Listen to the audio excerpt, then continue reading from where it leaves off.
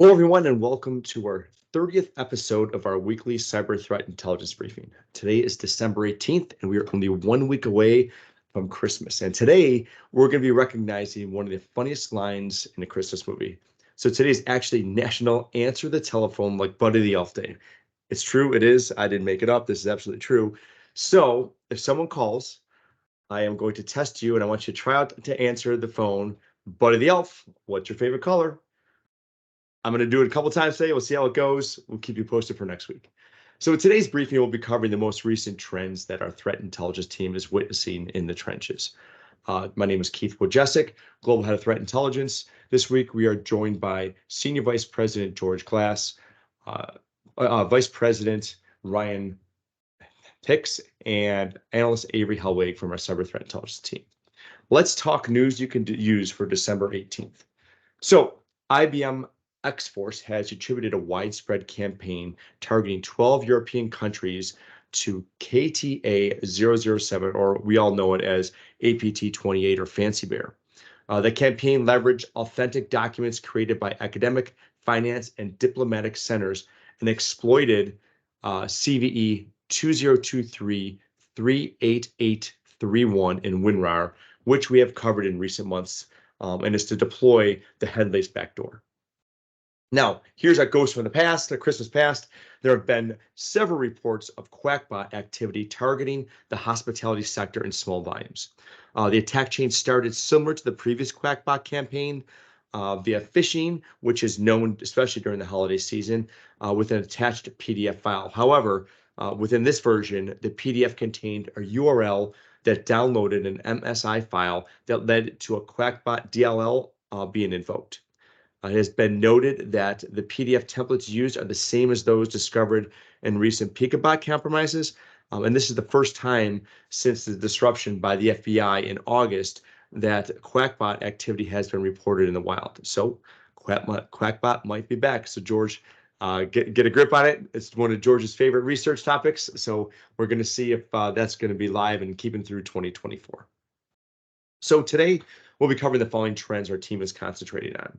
We're going to go through Apache Struts, Patch Tuesday, DARKGATE, Log4j, and authorization apps for BEC.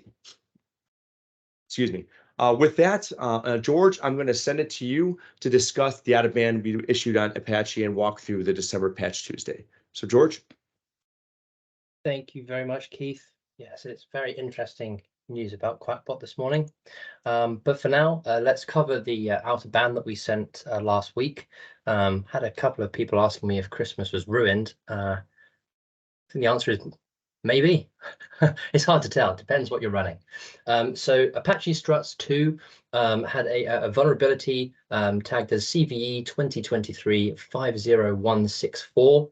It's got a CVSS score of 9.8, which obviously is critical, and it has been exploited in the wild.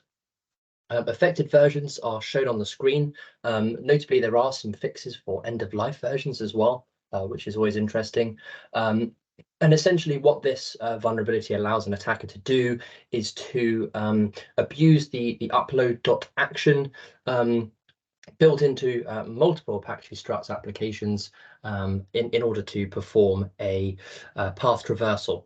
And that path traversal will allow the threat actor to essentially upload a web shell to a location which they can then access and, of course, get remote access to the server running Apache Struts.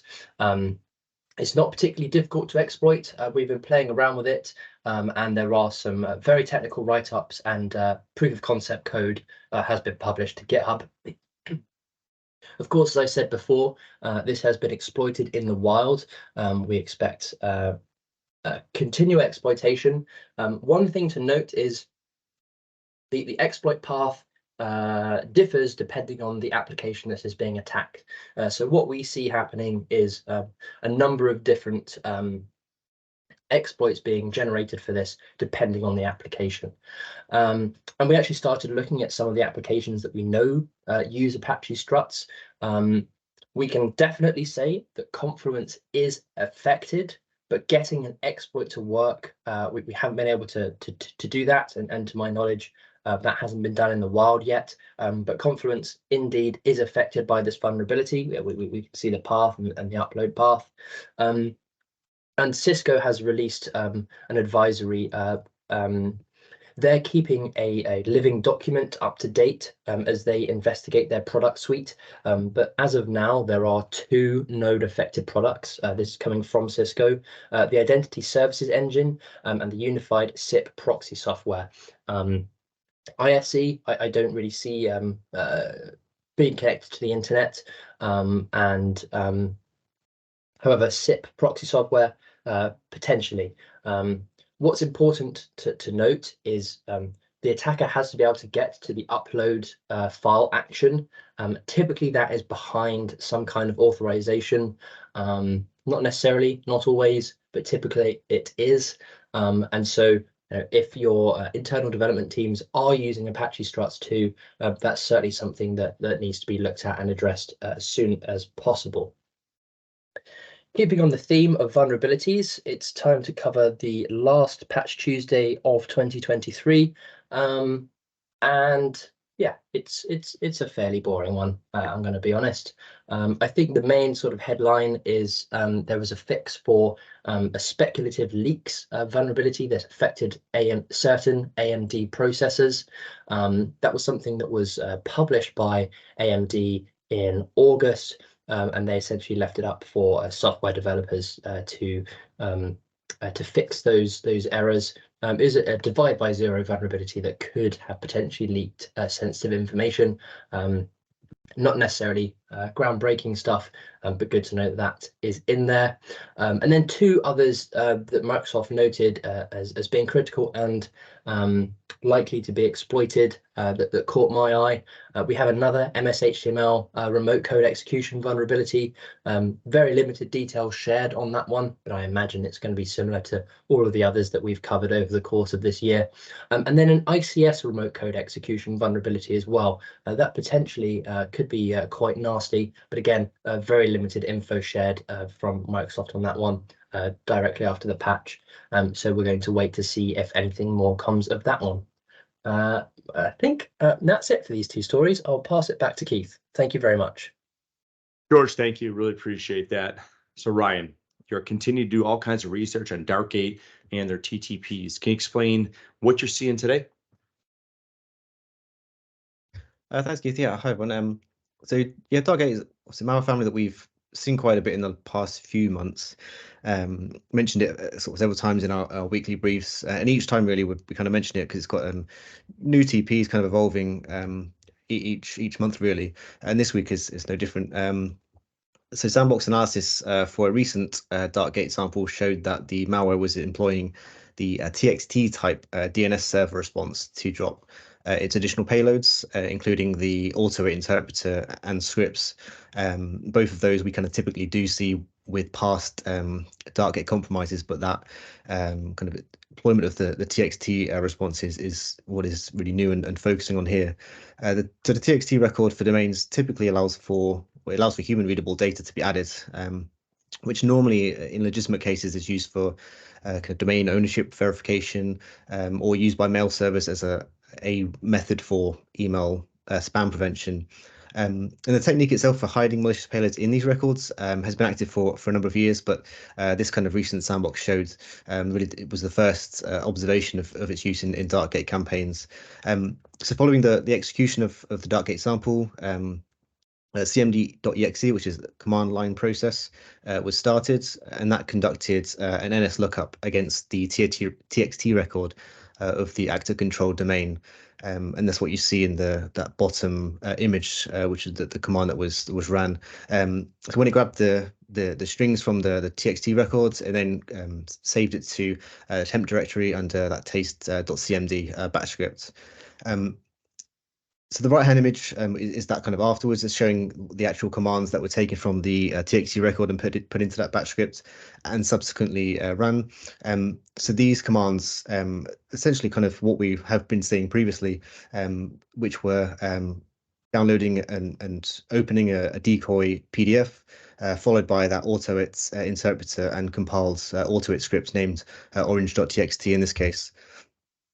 And that script was executed by the interpreter, followed by the removal of basically a clear up removal of the files by that command, and the initial cmd.exe was stopped.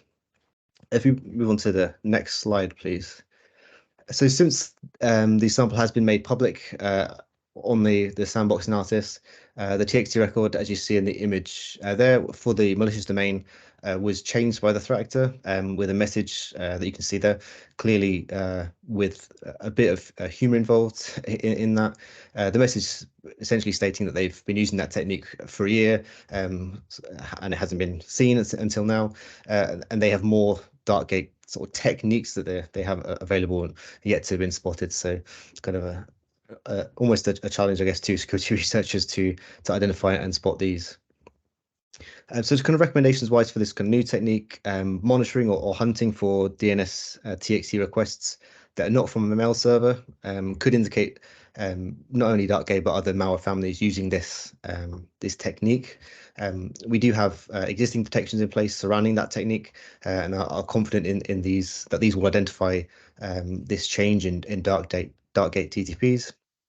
And we of course continue to track and report on kind of significant changes we come across with DARKGATE, particularly as it's seen a huge amount of change since the beginning of the year, particularly kind of initial access and that kind of initial stage of attack has evolved quite a lot. So certainly continue to monitor and report on any of those changes as they come. That I'll hand back to Keith. Thank you, Ryan. I appreciate that update. Now, we all missed him, and he's back by popular demand to discuss an oldie and not really such a goodie with Lazarus and Log4j. Over to you, George. Thank you very much, Keith. Yes, I think just the word Log4j will trigger a 1,000-yard stare in many of the people listening to this call. It seems that Lazarus are exploiting this vulnerability once again in a fairly opportunistic campaign. Cisco Talos have detailed the campaign, and they've dubbed it Operation Blacksmith, and they attribute the activity that they're seeing to the Lazarus group. Some interesting things that we thought were interesting enough to report on here, and that's the use of these new malware families, specifically coded in DLang. It's fairly new to us, I'm going to be honest, and some interesting malware in here. DLRat and 9rat are two that we are going to be adding to our tracking database. But as the Cisco article mentions, it seems to be very opportunistic in nature. Any sort of unpatched Log4j affected server is being attacked. But we will say that looking at the TTPs that we see in the reporting, we are highly confident that we'll be able to detect a lot of the follow-on actions, especially. Actors mostly stick to PowerShell activity and the use of common lol bins, for which we have many detections for. So we're not particularly worried about that. We just thought it was interesting that vulnerability from 2 years ago definitely ruined Christmas that year, appears to be rearing its head again. But with that, I will hand back to you, Keith. Thank you very much. Thanks, George. Appreciate that as well. Avery, so Microsoft has released information about app exploitation for phishing and for crypto mining. Can you provide us some detail on what you're looking at? Yeah, of course. So Microsoft has issued a cautionary notice alerting the public to the increasingly prevalent exploitation of OAuth, open authorization applications by financially motivated threat actors that are exploiting OAuth applications to automate a range of cyber attacks, including business email compromise, BEC, and phishing attacks, as well as executing spam campaigns and deploying virtual machines for crypto mining activities. OAuth is an open standard that facilitates secure access to server resources, allowing apps to obtain permission from users without disclosing their credentials. Microsoft threat intelligence experts have been investigating recent incidents, and they have discovered a pattern where threat actors primarily target users' accounts that are lacking complex authentication measures, such as multi-factor authentication. It's these accounts that are more susceptible to phishing or password spraying attacks. Once these accounts are compromised, threat actors leverage them to create new OAuth applications, endowing them with high privileges. This strategy ensures that the concealment of and continuation of malicious activities if the original account is lost. The high-privileged OAuth apps are then employed for a variety of nefarious activities, including the initiation of spam campaigns and deployment of virtual machines devoted to cryptocurrency mining. So in recent news, threat actor dubbed as Storm-1283 crafted an OAuth app to deploy virtual machines dedicated to cryptocurrency mining. So according the financial impact on targeted organizations varied from $10,000 to $1.5 million, depending on the attack's duration. In a separate instance, another threat actor, Storm-1286, targeted user accounts lacking multi-factor authentication protection by conducting password spraying attacks. These compromised accounts were then utilized to create new OAuth apps within the targeted organization, allowing attackers to send thousands of spam emails daily for an extended period after the initial breach. Microsoft does recommend organizations implement multi-factor authentication to prevent credential stuffing and phishing attacks. Additionally, security teams are urged to enable conditional access policies to block attacks leveraging compromised credentials and utilize continuous access evaluation to automatically revoke user access based on risk triggers. Back to you, Keith. Thank you, Avery. And with everyone, the holiday season at its peak, I'm sure all of you are seeing a huge intake in phishing and spam emails and even text messages. Please be wary of opening any emails, be confident of the sender when providing personal information, and just keep a lookout. 'Tis the season for continuous social engineering attacks for sure. We want to say a big thank you to everybody that's taken the time to tune in to Kroll's weekly threat intelligence briefing. We hope we found the session informative. If you have any follow-up questions, please feel free to contact the team at cti@kroll.com. Enjoy the rest of your day. Happy holidays and happy Festivus. Take care.